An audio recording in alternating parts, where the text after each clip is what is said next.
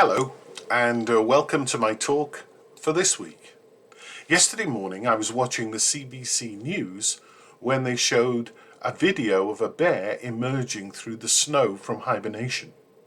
Apparently he lives in a sanctuary out west and was rescued when he was left orphaned as a cub. It never ceases to amaze me that animals who sleep through the winter know when it's time to wake up. On the other hand, this poor bear looked decidedly groggy as he dug his way to the surface.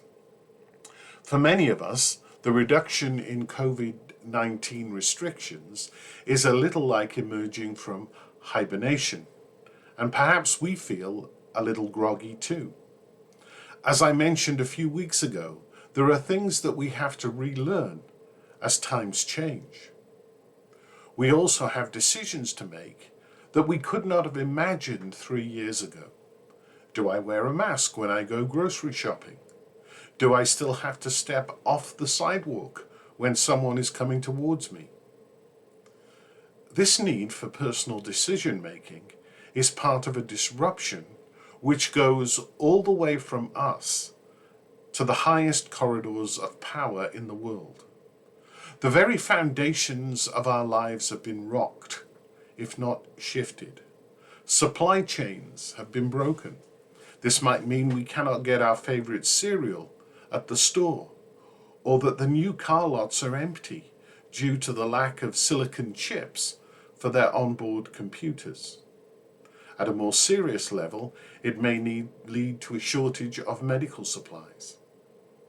Then, of course, there is the disruption of war in the Ukraine. This has knocked most of us sideways. What lies at the heart of the invasion? What are the long-term implications for us, as well as for Russia?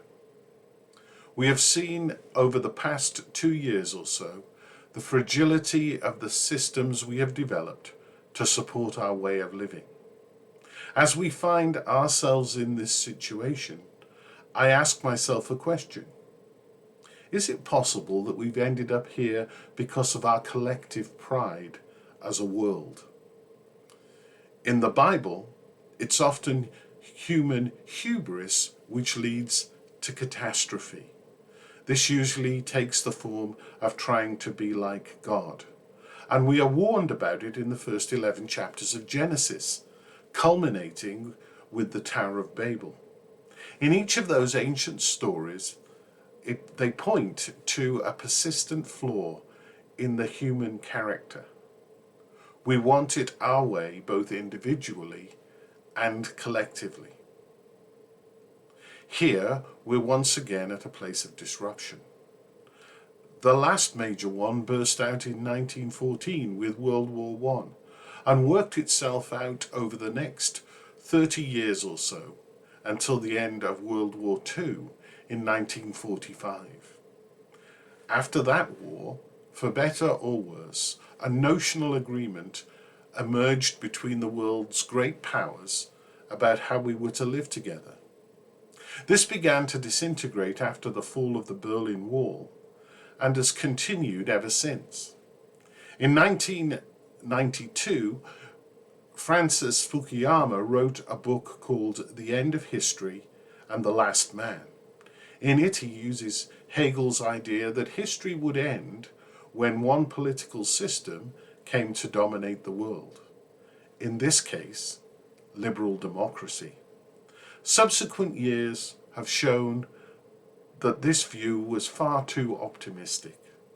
An unexpected virus and political instability have helped undermine what we thought we'd accomplished. Once again, thank you very much for listening. I trust that you will have a good week. God bless.